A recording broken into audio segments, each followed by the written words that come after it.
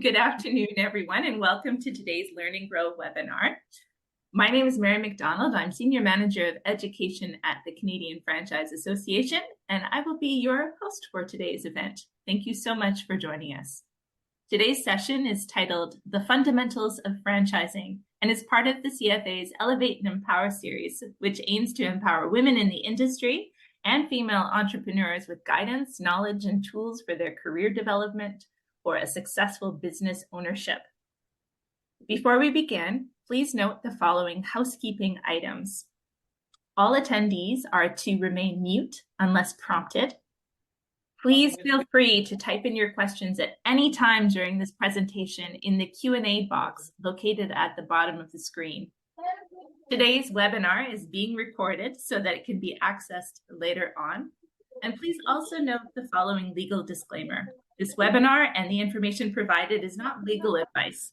Each franchisor and franchisee should consult their legal and business advisors to determine how this information works within the context of your franchise system and your franchise agreement. All right, well, now let's begin by introducing our speaker for today. I am thrilled and delighted to be joined today by Kristen Gale. Kristen Gale, creator and CEO of the 10 Spot Beauty Bars, has propelled the brand from a single Toronto location to an international franchise with 47 bustling bars across Canada and the US and 21 more in development. A trailblazer in beauty and franchising, Kristen's entrepreneurial flair has earned her spots on Canada's Top 40 Under 40 and the Chatelaine Magazine W100 list. Under her leadership, the 10 Spot has garnered awards like Profit Magazine's 500 Fastest Growing Companies and the CFA's Franchisee Choice Awards, reflecting Kristen's mantra, Life at 10, guiding her business and life approach. So, without further ado, I turn over to you. Thank you, Kristen. Thank you, Mary. Thank you guys so much for being here. I'm delighted to talk all about franchising. It's one of my favorite things in the world to talk about. So I don't know if everybody heard, but I'm actually at the Miami International Airport, and I'm just flying home from a conference. So forgive me for any of the airport announcements that you might hear during this webinar. And let's just get right into it. The fundamentals of franchising. So as mentioned, my name is Kristen Gale. I'm the creator of the 10 Spot Beauty Bars. For those that don't know my brand, it's a franchise chain of one-stop beauty spots. So we do manis, pedis, waxing, laser, and facial services. I started my business when I was 24 years old with the one location. And now we are coast to coast all across Canada into the United States. I had a couple of corporate stores myself there's four, there's actually 5, but I franchised one and then I opened up another one. So 5 in total that I had. And then I started franchising in 2012. I didn't want to be on my own doing this thing anymore. I wanted to actually have other like-minded ladies join me and have their own locations. So we've been doing that for, since 2012. It's been a long time. So the reason why the 10 Spots exists is to make everybody feel like a 10. When we put them, we make somebody feel put together and polished, they feel more confident, and more confident people do great things. Confident people live their best lives ever.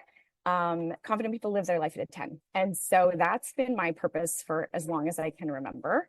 Over the last 2 decades, I've really built my business and my life with that sole purpose of, wanting to live my life the best way that I can, be the best, person I can be, mom I can be, have the best relationship and have the best business life. And so it's really my mission to inspire and enable other women to do the same, which is why I am so proud and thrilled to be here just teaching about franchising, because there are so many different franchise opportunities out there. And I love the franchise business model. So I think that one of the very best ways to live your best life is through entrepreneurship, and that it's filled with a lot of thrills, but also this freedom where you get to be your own boss, you get to be in control of your time, in control of your life, you get to craft a schedule that works for you and your family and your lifestyle.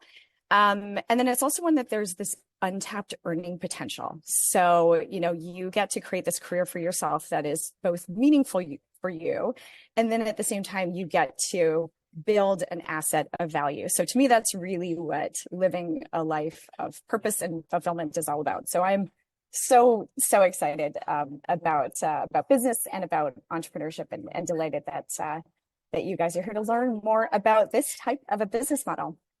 And so the reason why I actually love franchising, the franchising business model in particular, is I think that it's the very best version of business ownership. And that's because in addition to getting all of the stuff that comes along with just regular entrepreneurship, you also are not alone.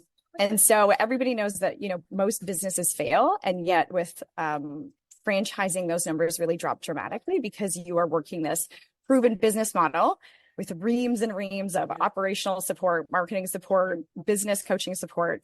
And then it also offers this built-in network of other franchise partners who are all doing the same thing that you are. And as I'd mentioned, it was like I had the business by myself and I was doing it for a number of years on my own. And it really was that idea of being able to grow the business, but do it with other people, which is what drove me into franchising. And it's what I love so much about it. So let's get into the wonderful world of franchising. First off, despite what the world seems to think, and the narrative that's kind of being pushed is that franchising was not created by Ray Kroc of McDonald's.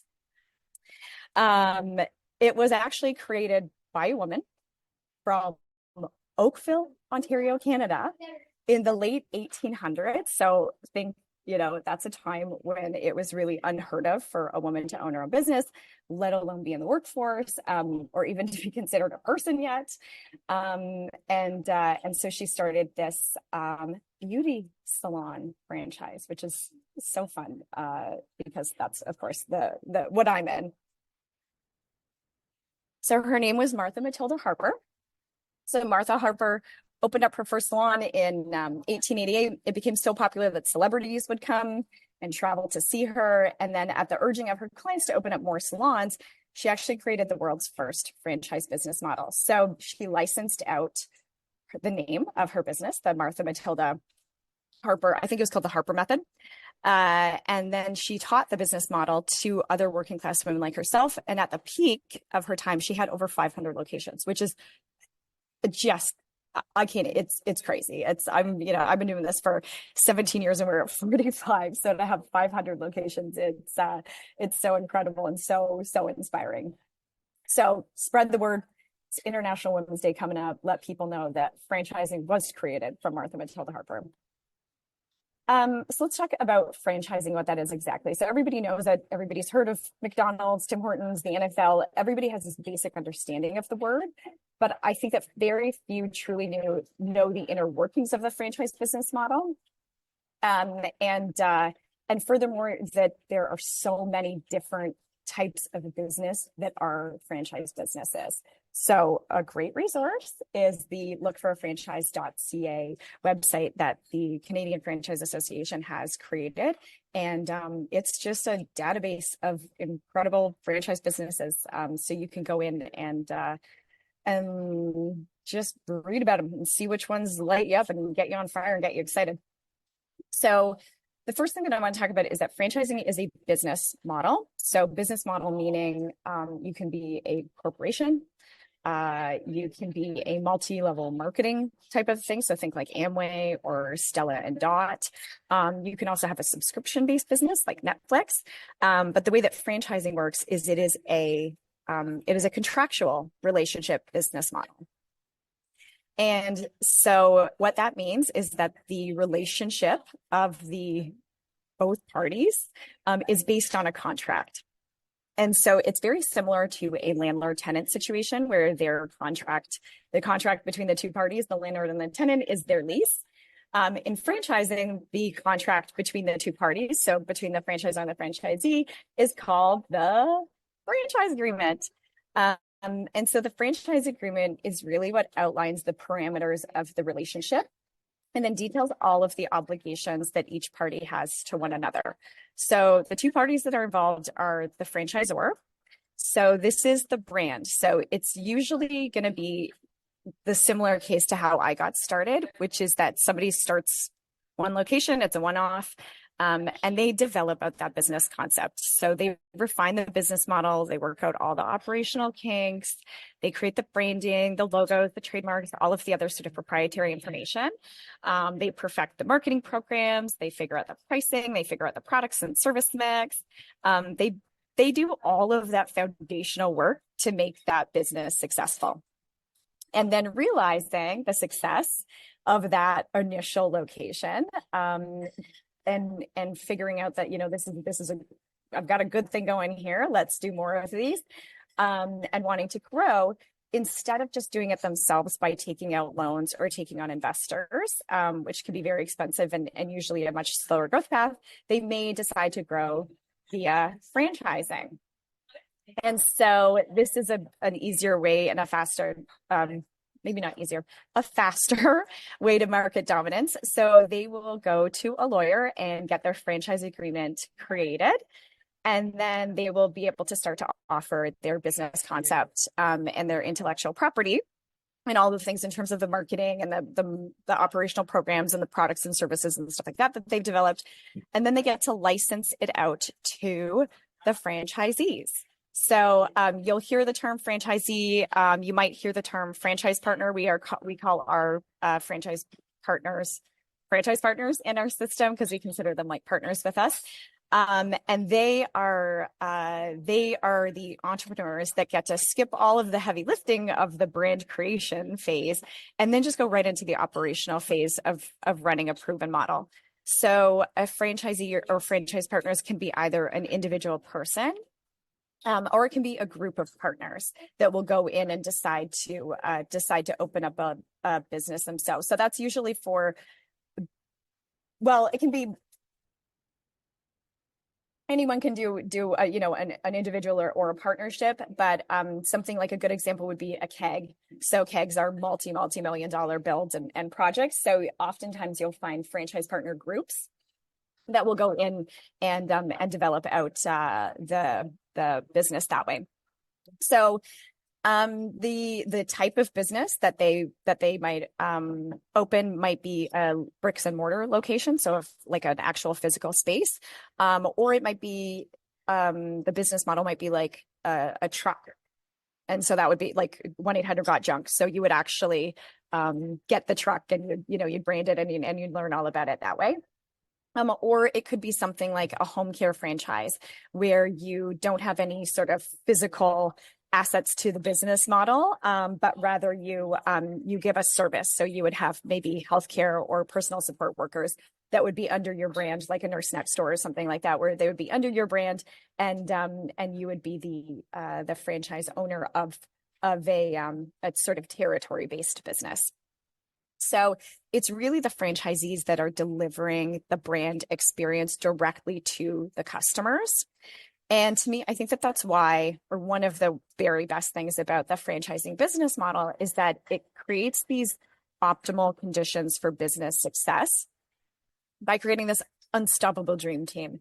So on the one hand, you have this strong franchisor who's dedicated to enhancing the system with new marketing initiatives, creating new service or product innovations. They grow the brand through creating more franchisees and opening up more units. This is a major benefit of franchising, which I'm going to get into more in depth with. And then they also give support to the franchisees in terms of business coaching and quality control. So they ensure that brand consistency across all of the franchise units. And in essence, they protect that brand. And that's something actually that's very important that you want to know as a franchisee, is that you do have a very tight franchisor that keeps that system tight, because of course your investment is everybody's investment, and so you don't want someone ruining the brand reputation for you, and therefore ruining your brand investment. So you actually want a very tight franchise agreement, and it may seem that it's a little bit sided on the side of the franchisor, but it's actually a good thing because it's actually on the side of the brand, and you will be part of the brand. So that's something that you'll just want to make sure of. And then on the other hand, you get the owners, and they're the ones running those locations. So as WestJet says, owners care. And it's true. So it's much better for a brand to have owners running the location and delivering that brand experience directly to customers and staff, and having an owner be the face of the business and enhancing their communities, versus just hiring somebody with maybe no skin in the game, and no ties to success or failure of the business. And so the other thing is that you'll make the owners sort of more ensure that like every dollar that can be maximized, because of course they own the joint, and their income and their profitability are tied to that success. So it's really this like wonderful little wonderful dynamic that you have going on within the franchising business model. And I think the other thing that makes franchising so powerful is that the incentive structures are aligned. So the better the franchisor does, and the better the franchisees do, and then the better the franchisees do, the better the franchisors do. And it's this really wonderful win-win setup, which I'm going to go into again. So before I get into the win-win incentive structure of franchising that I adore so much, I have to talk a little bit about how the franchisor earns its revenue, which is how you understand the win-win situation. So it's obvious how the franchisees or the locations or the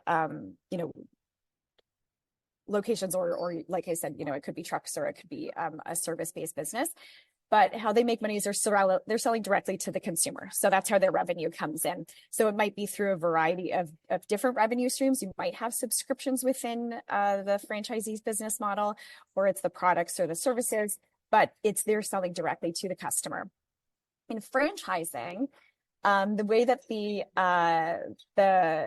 it works is that the franchisees are essentially the customers of the franchisor. So the service that you're buying from a franchisor as a franchisee is like how to be an entrepreneur and how to run your own business. And so primary revenue streams for a franchisor are going to be an initial fee and a royalty fee. So when you become a franchisee, you will pay an initial fee. So that initial fee it's usually due when the franchisee signs a franchise agreement. And so that's why they call it an initial fee, because it happens right at the start, the initial part.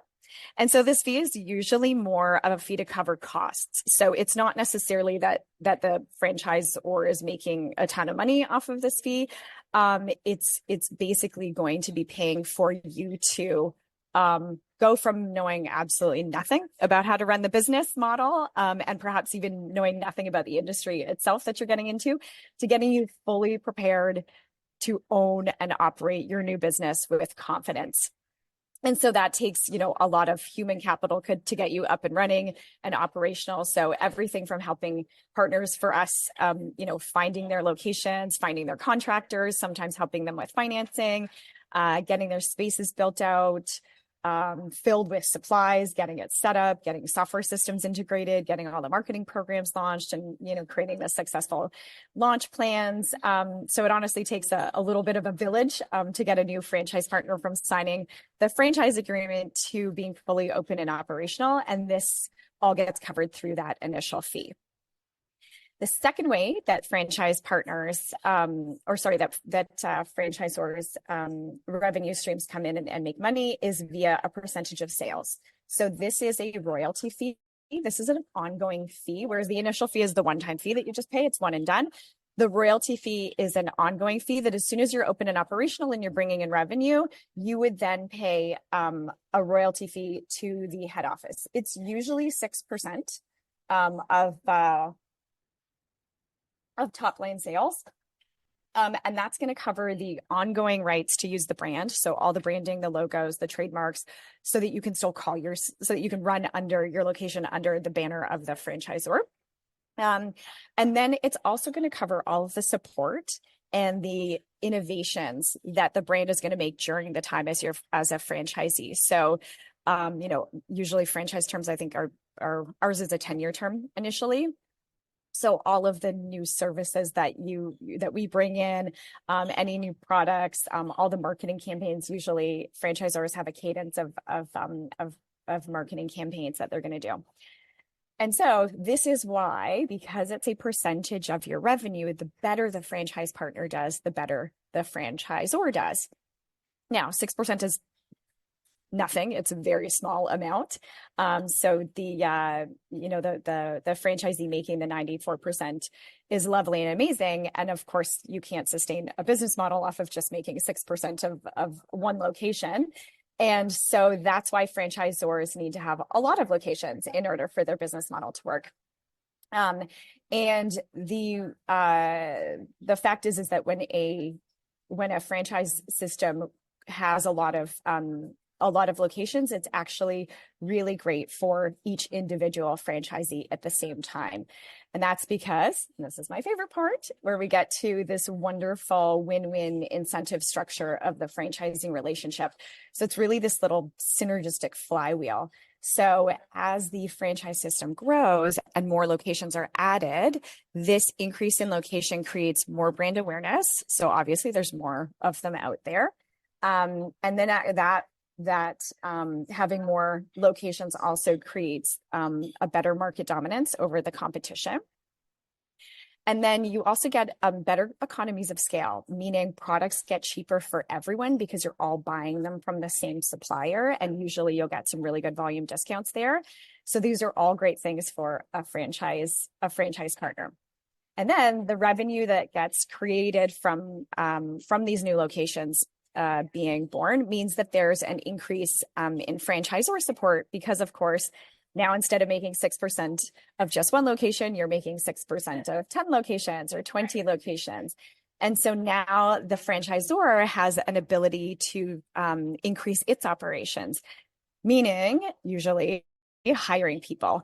And so that really builds out a better support system for the franchise partners. So you can hire more staff in the marketing department, more staff in the operations department, more individual coaches to help support the franchise partners, which means if they're getting better support and more marketing programs and more coaching, that usually means that they are going to be able to make more money. And that's going to, of course, create happier franchise partners, because a happy franchise partner is one that is making money. And when you have happier franchise partners, they lead to more locations getting open because other people see, these bars getting open up. They see these happy franchise partners. They see them making money. And then, of course, this leads to even more franchisor support, more brand awareness, more market dominance, better cost savings for everybody, more support people, more programs. And so it really does strengthen the resilience of the brand. And so this ultimately leads into a great return on investment for everyone. So not only do you have a lot of it's like, where should we go for coffee? It was Starbucks because there's a trillion of them. And it's just, in people's brains because they have such market dominance. But when a franchise partner goes to sell their location, their resale value should be higher as well. So it's really this wonderful thing where having a strong system and having a strong franchisor and having a lot of locations means that, you own that market, and people, it's butts in seats and people coming to you during the length of your term. But then also when you decide like, hey, I've done this for a while and I want to get out, then usually you get a better price for selling your business than you would if it was potentially just you were on your own and it was a brand that only had one location. So like I said, total win-win. This is why I love it. So I want to move on into and I'm going to we'll have some time, I think, for some questions after this. So if anybody has any questions, put them in the chat, and Mary will let me know in a minute. And now I want to move on to some of the ins and outs of this contractual relationship, which means we have to get into franchise law. So in most provinces in Canada and in all of the states, there's franchise law. So this is really this is what legislation that governs what franchisors can and cannot do. So the main point of franchise legislation is that franchisors have to disclose all material information pertinent in order for a potential franchisee to make an informed decision. So this is a great thing for you as a prospective franchisee, is to know that there is legislation put in place to protect you. So what ends up happening is that you will be given a document. And this document is called a franchise disclosure document. So FDD for short is kind of the lingo that you'll hear. And this document really tells you everything that you need to know about the business that you are looking at getting into. So it's going to tell you what the ownership structure is like, who the owners are, what the trademarks that they own are. Because again, if you think you're buying a brand that has a trademark that's protected and you make signage out of it and you make, your marketing materials and you've paid for a whole bunch of stuff and then you find out that they don't even own the trademark and somebody else does and they're going to make you unbrand your store, that will suck. So you want to make sure that they actually own what they say they're going to own. It's going to go over what all of your costs will be. It's going to cover the training and the support that you're going to get. It's going to go over all fees and ongoing things, like there might be software charges that are particular to the industry you're getting into. It's going to cover the obligations that you will have to the franchisor, and also the obligations that the franchisor has to you as a franchise partner. It's going to go over some historical revenue potentially, and then you're also going to get a copy of the franchise agreement. So the disclosure document is really just giving you all the intel about the franchisor, and the franchise agreement is the thing you sign with the franchisor. But of course, you want to be able to read that ahead of time, so it is included in the disclosure document. So some of the stuff that you're going to find in the disclosure document are things like the initial investment breakdown. So this is such an amazing thing that you get as being someone interested in owning a franchise, is that take it from someone that just like started from scratch. You actually don't know what all of your costs are going to be, and not just like a couple of small little things, but like huge, major purchases that just, you don't know till you don't know what you don't know. And so the thing that's wonderful is because franchisors have built out a bunch of locations and they've done this, they really do know all of the costs that are going to be included in starting your business. So if you're a bricks and mortar business, it's going to cover all things like your build out costs, your drawings, your permits, your construction, your coordination. If it's not a bricks and mortar business, anything that you'll need. So if it's a kiosk, what the costs for the kiosks are going to be. If it's a truck, what all the costs associated with the truck will be. Buying the truck, branding the truck, all that stuff. If it's a location-based business, if there's any custom millwork, stuff that's very, that you can't just go to IKEA and buy something, it's going to be included in there. All of your opening equipment, all of your fixtures, all of your supplies will be in this chart. Again, if you have a location, your first and last month's rent will be included in this chart, because of course you can't rent a space if you don't put down the first and last month's rent. It's going to cover your legal fees. So things like, actually, I'll talk about the legal fees in a second. Staff wages for your training. So you're going to have some staff. You need to train them before you get open and operational so they know what they're doing. And that's going to be included in this initial chart. Any initial marketing spend you're going to have. So this is really wonderful because it's your budget, and like it's everything from the moment you are interested in signing a franchise agreement with someone right up until you are open and operational. And that's what I mean with the legal fees being included, is that you'll want to take the franchise agreement to a lawyer to have them read it over, not necessarily to make changes, because most franchisors will not change their franchise agreement. It's the same contract that every franchisee has signed with them. So they don't usually do anything custom for it, but just to make sure that you know what you're signing. And so that cost is actually usually included in the initial investment chart, because of course it is every single penny that you will need to spend to become open and operational. So the other things that are going to be included in your in the disclosure document is the list of fees. So some of these we've talked about. It's the initial fee and your royalty fee. So the actual rates are going to be in there.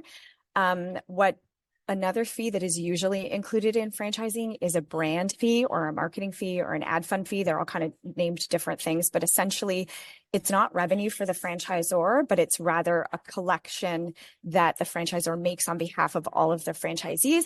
And then that gets contributed to marketing activities to garner customers for the franchise locations.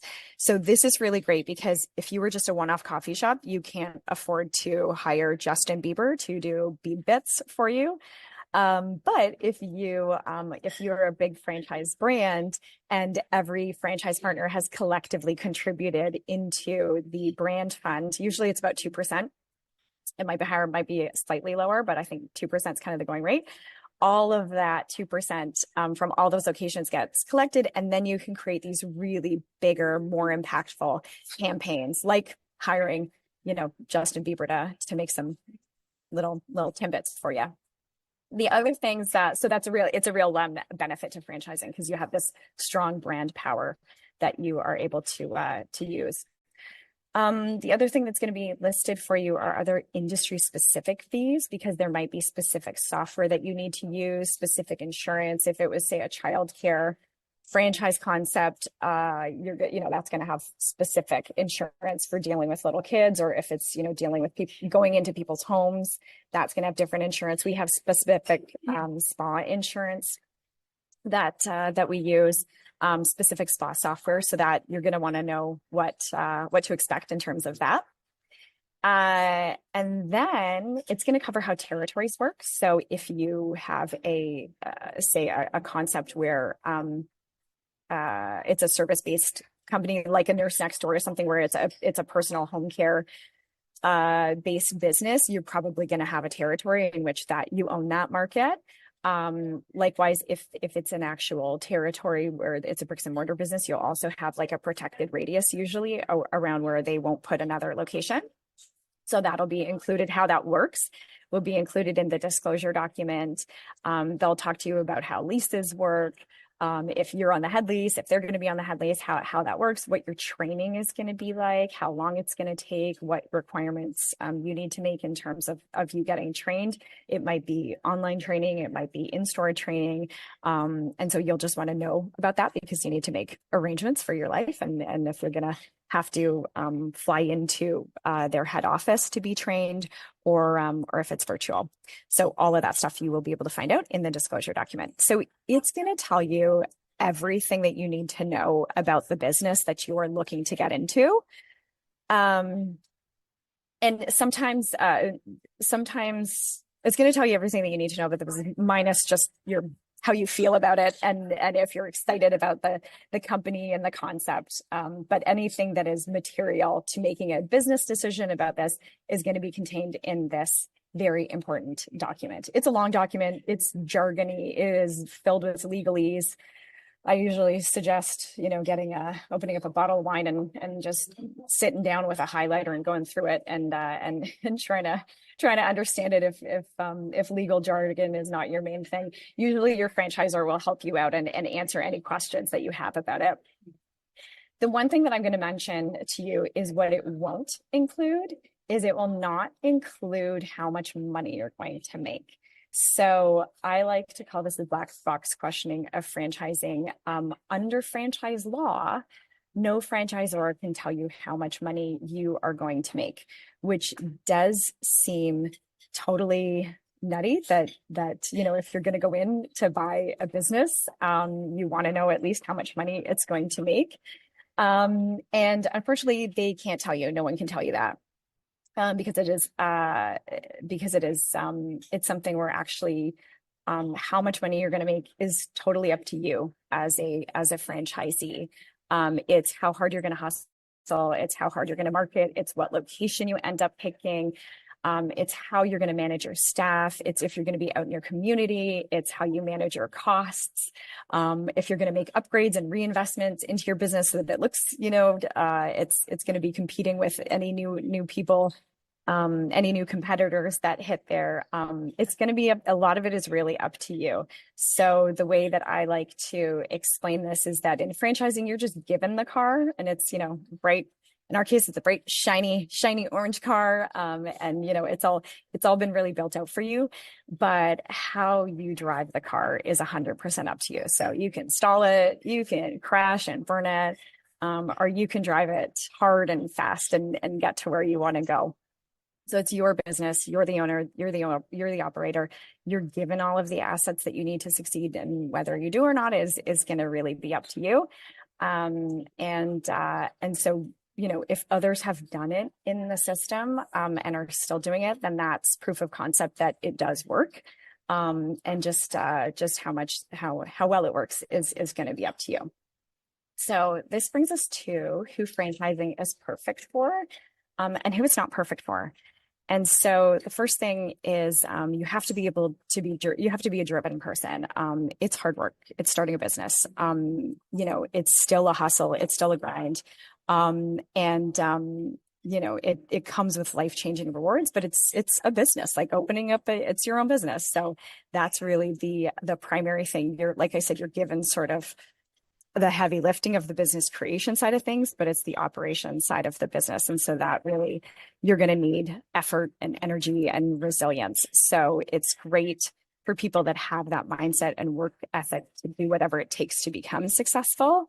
So if you're looking for franchising as this sort of hands-off investment and you don't want it to be your passion and your everything and, this new fun, thing that you're doing with your life, don't go into business at all. Don't go into franchising. Don't go to business. Buy real estate, buy stocks, do something else.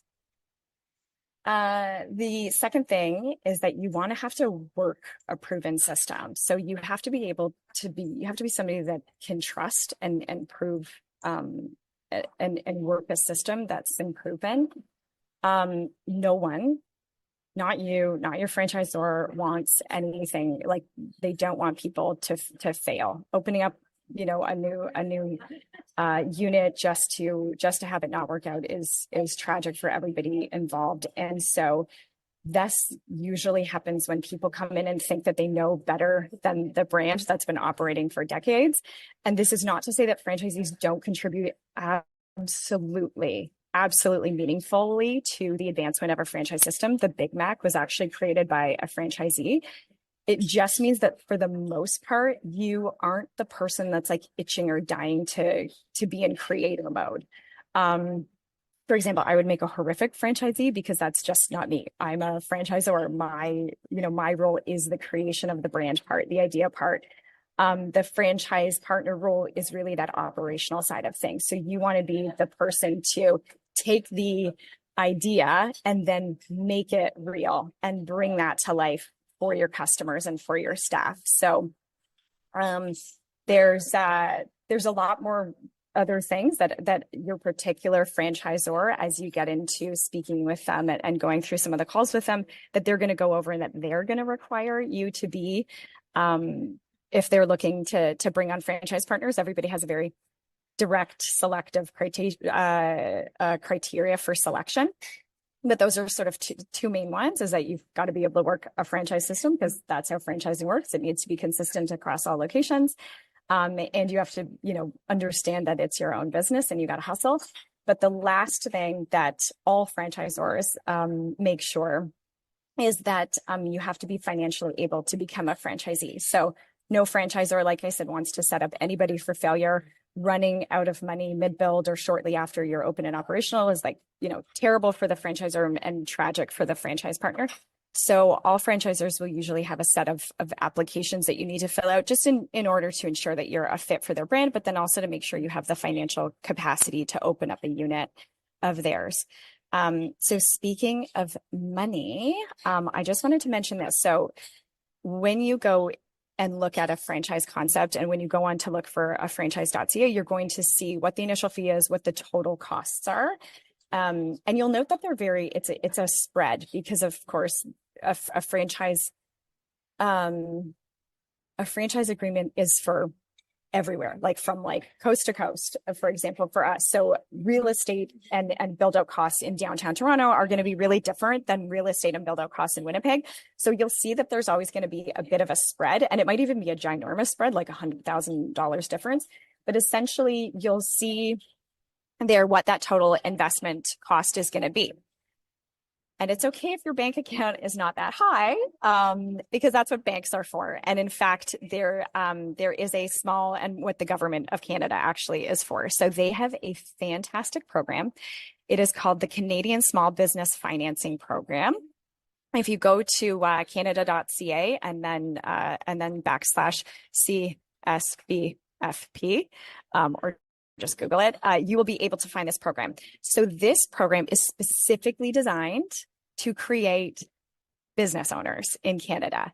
It will cover, I think now they've just changed the regulations, so it will cover up to $500,000 of leasehold improvements, equipment, and fixtures. And so anything really that's a hard good will usually be covered up to 90% through this loan.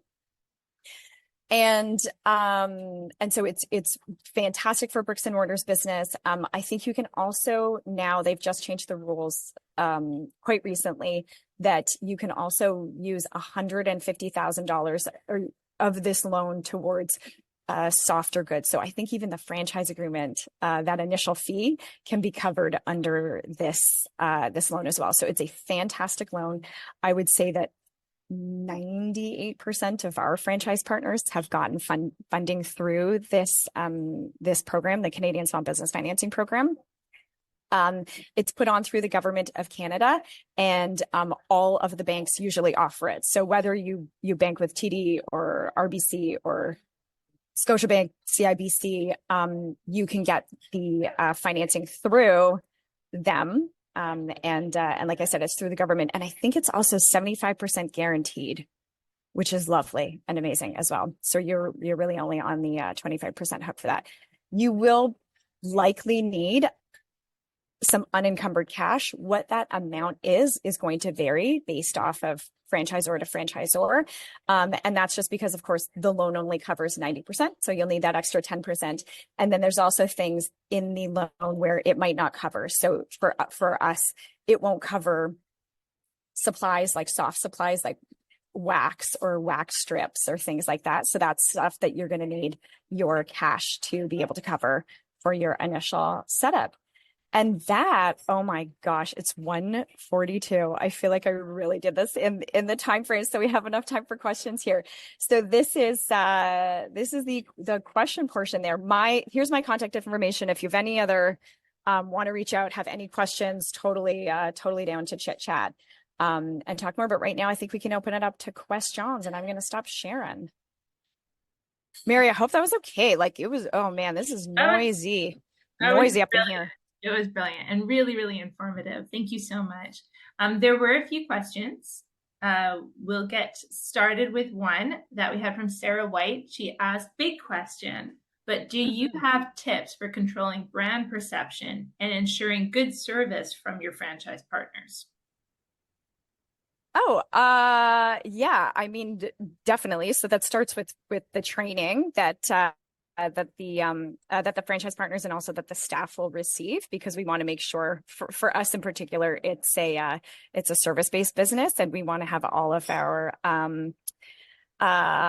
services being done consistently and executed really well across the board. So it starts really with the training, and then we also have a lot of just resources for our franchise partner, where, you know, it's like, we get that these are human beings doing services, like there's going to be mistakes made. And so for us, it's just knowing that, and then having the right support structures in place for our franchise partners, where if something does go wrong, here's how to fix it, and here's how to make it better for the customer. And so we really do a lot of training on that, and have a great resource. We actually call it, like, if something is wrong, here's the list of common complaints on how to deal with them, doc, and how to win back that trust with the customers. Okay. So we try to come at it from a few different angles. Education, of course, is always going to be an area of interest for me. What are some of those educational strategies that you use, the training that you do? Is it, you mentioned coaching as being a big part. What other types of training can people expect? Oh God, we do like tons. So first of all, we had manuals. So every role that we have within our system has a manual. So there is a franchise partner manual, there is a manager manual, there's a guest coordinator manual, and then there's an aesthetics manual.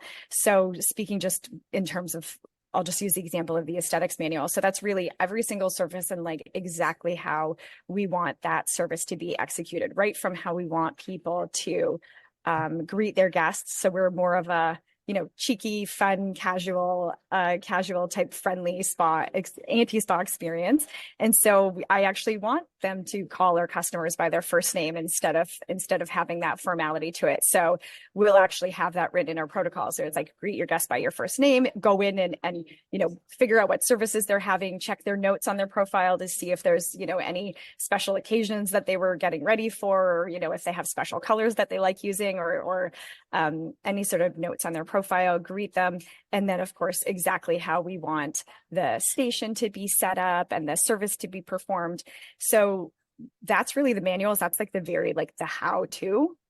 And then what we'll do is, if say we wanted to add an additional service to our repertoire, we would then create a new manual section for that. That would then the manual would get updated. That would be sent out to our franchise partners, and then we would have a live training. So if it's a service that can be done over Zoom, and we can train that service, because sometimes it's a service where people already understand the basics of it, but it's just we've changed something to the protocol, or we brought in a new product, but the new product doesn't involve any hands-on training, and we can train it over Zoom. We'll do an education session. So usually we have refresher education sessions on an education calendar. But if we're bringing in a new launch, we'll do it there. Or we'll actually conduct training sessions, or we'll send out our brand trainers, and then they'll go into the locations and teach a service innovation. So for something like that, we might have a rollout of the service, just so that locations can opt in, get their staff trained, if we're bringing in something new, and then once they've approved their estheticians to be on the floor for that, then they'll sort of turn on those services in their online booking and make that available for people to be able to book. But that's sort of just one example of just the estheticians. We have webinars every month for our franchise partners. We have business coaches that will have a cadence of calls with them, just depending on where they are in our system. So if they're new franchise partners, they're weekly calls, and they're just making sure that they've got all the support that they need in terms of marketing programs. And if we need to pull in, our local marketing expert, she'll come in and assist the franchise partner to build out an actual strategy and a plan, and set the KPIs, and give them all the resources and tools that they need to be able to conduct a marketing program. If they're a franchise partner that's been in the system for a long time, and they've been at it for 10 years, maybe those calls are more monthly or quarterly, just depending on the support that they require. But we definitely work hand in hand with our partners. Amazing. It really sounds like you're operationalizing culture It's and tight. values alongside with the brand. Oh, yeah. Perfect. There's a question from John. He says, there's clearly, or should be, a non-compete provision with your franchisee should the agreement get severed due to non-performance. Have you been subject to any disputes arising from a franchisee opening a new store without your brand? No, because we do have that in there. Okay, perfect. And it sounds like one of our other guests today had answered, John, with regards to needing a franchise consultant to get going, or simply streamline it. With a franchise lawyer, you do indeed want to have a bit of a team on the go with lawyers, accountants, tax specialists, and more. Yeah. I mean, you don't need a franchise consultant unless you're really sort of, lost in the sea of what concept do you want. I think that the look for a franchise .ca resource is great, because it's so easy. You just go on and you're like, oh, that brand sounds interesting, and you just fill out the form and someone will get in touch with you. If you're interested, if you reach out and you're interested, they will definitely get back to you, because like I said, that incentive structure is really set up where a franchisor really wants to build out more locations. And so they'll get in touch with you, and then you'll just have a series of calls. So the process might be different in terms of the length of time or what you're going to get covered, but you will most likely, or at least in our case, you're really guided through a series of different calls and a series of information and a series of different webinars. So for our pipeline for awarding franchises is, you first start off and you have a call with me. So I talk about the brand as a whole, our purpose, our values, how we got started, sort of what what support we offer and more of an overview. And then if you're interested and you want to learn more, then we book a call with our COO, and she goes over the operational side of the business. So right from how do we get you from not having a space and not having a location and not having anything built out to having all of that, and then all of the operational and support structures that we have. Then you'll do a call with our chief marketing officer. She goes through all of the marketing programs that are offered and the support that you would get in terms of marketing. We then go through the legal stuff, because then we'll disclose you. We'll have another round of Q&As. You'll meet more of the team. So there's a pipeline, and for most franchise partners, there is for that. So if you just have those initial calls, you'll be able to know, like, you'll know this brand's not for me. I don't like these humans. Because again, it's a relationship business. So it's based on the contract, but that contract is really like a prenup. Like you sign it in case things go weird, but you kind of just like, you sign it and it goes in a drawer. Now it doesn't go in a drawer. They're all virtual, but it gets filed away in your Google Drive, and then you sort of shouldn't need to revisit the franchise agreement during your tenure, because it's a relationship. If you have an issue, you talk to your franchisor about it. If they have an issue, they talk to you about it. Like you're in business for a long chunk of time, and so it's having a good relationship is really the key to a great franchise time. And what advice would you give for people who are thinking about becoming a franchisee before they commit to that 10-year relationship? What kind of process should they do to decide whether this is going to be the right fit and whether this is actually going to be the person they want to get married to? Yeah, I think tangible things that you really, I mean, there's your feelings. So this is going to be your new life. You have to like the people, and you have to be excited about it. You have to be excited about the business. So if you're just doing this as like, well, this is a widget and I don't really care about, baking, but I think it's a good idea. Like if you buy I know, what's the, I forget the brand name, Cobb's bread. You have to be there. They're very committed to quality, which I totally agree with. And so they require the franchisee to be the actual head baker. And that means waking up at 3 a.m. to get baking so that you have fresh croissants and fresh baguettes and all of those, yummy, delicious baked goods that Cobb has ready for that 6 a.m., 7 a.m., 8 a.m. morning rush. If you don't love croissants and if you don't love baking, don't go into that brand, because that one's not going to be right for you. Whereas if you do, then that's probably going to be a great indicator of you wanting to get into that brand. But like I said, the more of the tangible things that you're going to want to look for are like, do they actually have operational systems and support in place for you? So one of the things that I'll just note is like, it's real easy to become a franchisor in Canada. You pay a bunch of money to a lawyer and they draft up that document for you, and like, you're a franchisor. That is a far different cry from actually in practice being a franchisor. And what happens is that, and this happened to me, was that a lot of newbie baby franchisors have a wonderful system. Like their locations are banging. I had everything ready to go for the actual operation of the business unit. What I didn't have was anything set up for my franchise business, which was actually helping my new set of customers, which are the franchisees, go from not having a location to being, sorry guys, to being totally open and operational. And so I didn't have, I didn't have like, here's what we're going to look for when we go to find your space. Here's a really concrete, like easy to follow list of stuff that you need to buy for your supplies and like what it means. Like we have something called a Dappin dish. Okay. What's a Dappin dish? Like it's actually the little dish that you like squirt the product into when you go to bring it over for the thing. But like, if that's just on an Excel sheet, nobody knows what that means. And it's like, buy 36 Dappin dishes and you're like, wait, from where? So it was that creating all of those all those documents to be like, here's a Dapper dish, here's a picture of it, here's where you buy it, here's the link to where you buy it, here's how many you need, here's the like line item in your budget so that you don't go over budget with, your things, and you're keeping track of all your costs.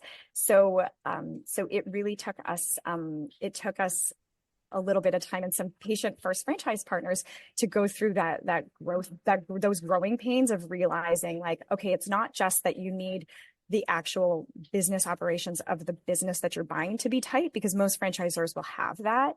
It's all of the other systems in place for like, what's the cadence of visits that I'm going to get, that you're going to help me with? Like, do I get a business coach? Do you have a business coach that's hired? Do you have a marketing department? Or like, is it just, you're making stuff on Canva, but back in the day I was, doing stuff on whatever and sending it out, because when I only had the locations, that was fine. But then realizing that, it's not just that I have another location and I'm just going to train that person in that's as if they're my manager. The franchise partner is my customer, and I need to guide them through a seamless entrepreneurship, budding entrepreneurship journey of getting them from not being an entrepreneur to getting them to being a fully, owning and operating it with confidence location, and having that be really streamlined for them. So I would just make sure that like they have that what's the process for that they have, what's that pipeline from getting you from not having a location to having a location, what's that training really look like, and do they have the support systems in place that you need?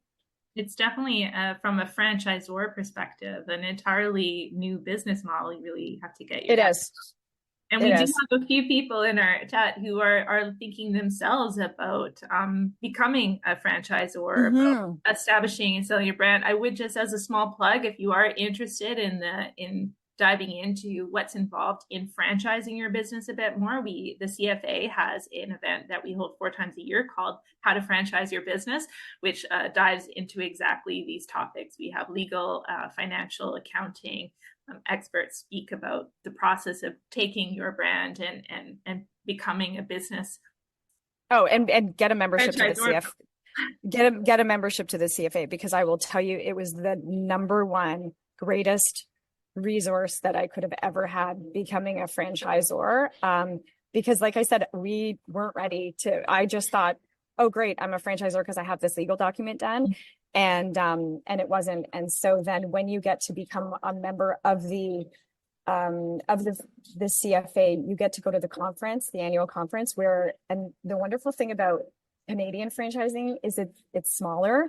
I'm part of the IFA as well, and that's big. Like it's overwhelming how many people are there. Whereas the Canadian Franchise Association, we're literally sitting with like the operations VP of Boston Pizza, and you're chit chatting. You're like, oh my God, this happened to me. Can you tell me? No. And he's like, dude, yeah, I'll send you my spreadsheet. I'll do this with you. Like the CFA is lovely. It's Canadian. It's like, we're lovely, and it's just generous and how to help you. And I have learned so much through the CFA and the resourcing that the CFA has, but then also connecting with other franchisors and finding out how they run their operations. How do they do the marketing programs? How do they do? It's just been, this is the greatest money I ever spent.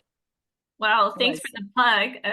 Yeah, you're welcome. I'm not even getting a kickback to say that. Yeah, that's right. I mean, it is a very supportive community, I have to say. Just a last question, I suppose, from somebody who is looking herself to franchise.